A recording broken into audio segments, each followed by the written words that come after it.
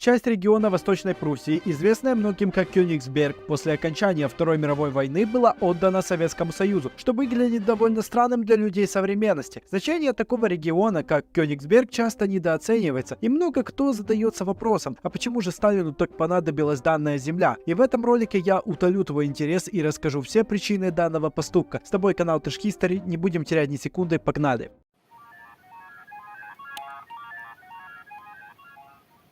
Кёнигсберг, известный сейчас многим как Калининград, был включен в состав СССР по решению Потсдамской конференции в 1945 году. Данное решение было частью более широкого перераспределения территорий после Второй мировой войны, которая происходила крайне тяжело. Потому что еще в начале Тегеранской конференции в 1943 году, когда уже всем стало очевидно, что Германия вот-вот капитулирует, Сталин пытался забрать Кёнигсберг в состав Советского Союза. Но тогда ему помешали союзники в виде Англии и Соединенных Штатов Америки, которые желали отдать эту территорию целиком полякам. Но после Ялтинской конференции и Потсдамской конференции Сталин все-таки смог убедить своих союзников в том, что ему очень необходим данный кусок территорий. И в 1945 году Кёнигсберг все-таки перешел в состав Советского Союза. Почему же Сталин так яростно пытался забрать данный регион в состав Советского Союза, мы разберем прямо сейчас. Ибо причин это много, все они интересные, и каждая из них заслуживает отдельного внимания. Итак, первая причина заключалась в стратегическом положении данной территории, ибо сам Калининград обладал и обладает важным стратегическим положением на Балтике, что позволяло Советскому Союзу контролировать важные морские пути и размещать там военный флот.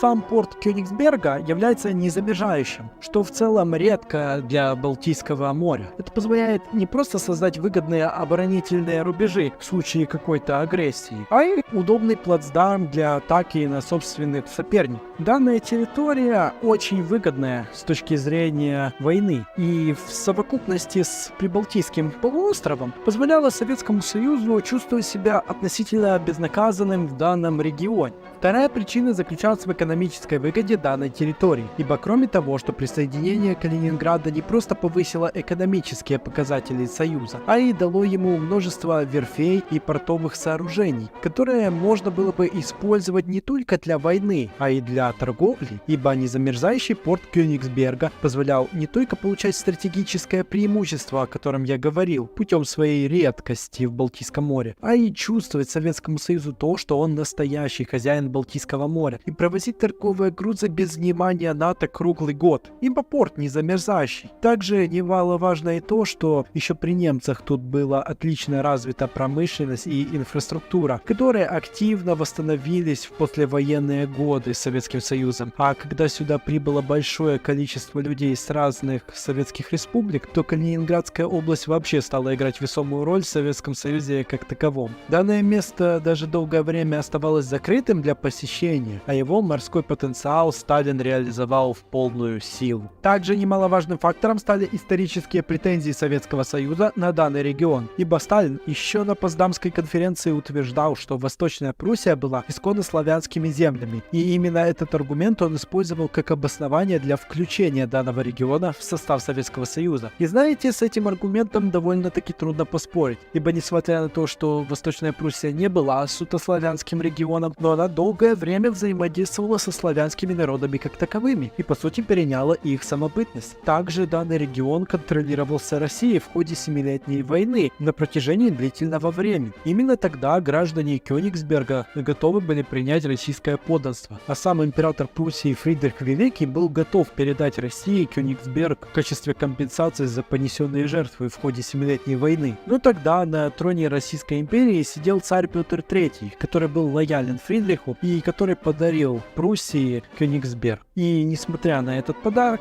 претензии все равно продолжали сохраняться длительное время, ибо Российская империя понимала важность данного региона. И потому неудивительно, что Кёнигсберг потом передался со временем Советскому Союзу, который по сути являлся продолжателем Российской империи. Четвертая причина, по которой Сталин решил присоединить Кёнигсберг в состав Советского Союза, заключалась в компенсации за убытки от войны, ибо присоединение Калининграда, по мнению Сталина, рассматривалось как часть компенсации за огромные убытки, понесенные Советским Союзом в ходе Второй мировой войны, ибо Советский Союз был самой пострадалой страной в ходе Второй мировой войны. Он понес 27 миллионов потерь, у него была разрушена инфраструктура, а экономика находилась в почти кризисном состоянии. Все это Советский Союз потратил на то, чтобы в течение 4 лет сдерживать нацистскую машину, которая была самым грозным противником для различных государств. И потому неудивительно, что компенсация в виде присоединения Калининграда рассматривалась как небольшая часть того, чтобы ослабить долговую нагрузку на Советский Союз. И, честно говоря, со временем данная уступка со стороны союзников окупила себя. И даже сейчас Россия использует Калининградскую область для собственных нужд.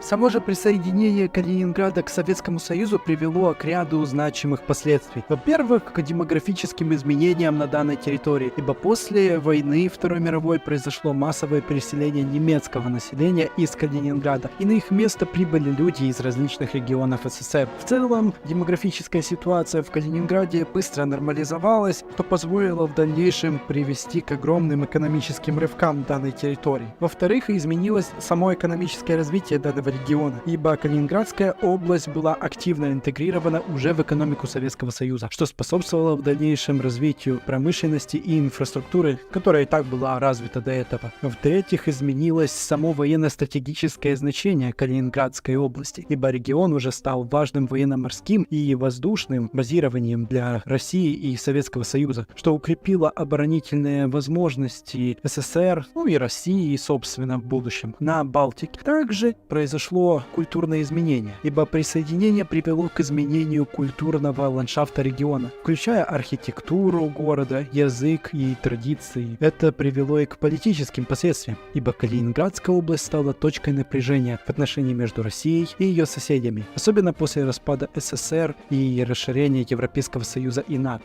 Эти последствия оказали глубокое влияние на историческую траекторию региона и продолжают влиять на современное положение Калининграда до сих пор. И все же глупо будет считать, что Кёнигсберг не является стратегическим местом, которое хотели прибрать многие страны. Как показала практика, кто является хозяином этой земли, тот может диктовать условия на Балтийском море, и действия Сталина в вопросе данной территории оказались довольно разумными и позволяют России и до сих пор играть значимую роль на Балтийском море. И кто знает, что было бы сейчас с Кёнигсбергом, если бы он не вошел в состав Советского Союза. Свое мнение по этому поводу ты можешь оставить в комментариях. Ну а пока поставь лайк, подпишись на канал. Спасибо, что досмотрел до конца, и до новых встреч.